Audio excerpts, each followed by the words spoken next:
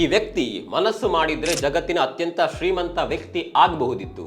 ಆದರೆ ಜನರಿಗೆ ಕಷ್ಟ ಆಗುತ್ತೆ ಅನ್ನುವ ಒಂದೇ ಒಂದು ಕಾರಣದಿಂದ ಆತ ಶ್ರೀಮಂತ ಆಗ್ಲೇ ಇಲ್ಲ. ಆತನ ಹೆಸರು ಜಿನ್ ಬ್ಯಾಪ್ಟಿಸ್ಟ್ ಕೆಂಪ್. VLC ಪ್ಲೇಯರ್ ಅನ್ನ ಕಂಡು ಹಿಡಿದಿದ್ದು ಇವನೇ. VLC ಮೀಡಿಯಾ ಪ್ಲೇಯರ್ ನ user base YouTube, Facebook, Instagram ಅಷ್ಟೇ ಯಾಕೆ ಗೂಗಲ್ ಕ್ರೋಮ್ ನ ಯೂಸರ್ ಬೇಸ್ ಗಿಂತಲೂ ಹೆಚ್ಚಿದೆ.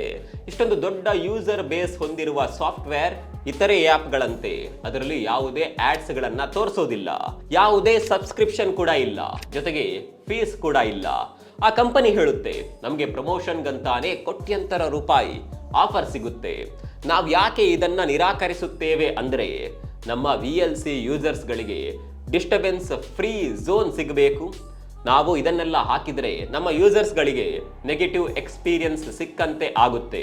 ನಮಗೆ ಪ್ರಾಫಿಟ್ ಮಾಡೋದೇ ಇಂಪಾರ್ಟೆಂಟ್ ಅಲ್ಲ ಅಂತ VLC ಪ್ಲೇಯರ್ನ ಮ್ಯಾನೇಜ್ಮೆಂಟ್ ಹೇಳುತ್ತೆ.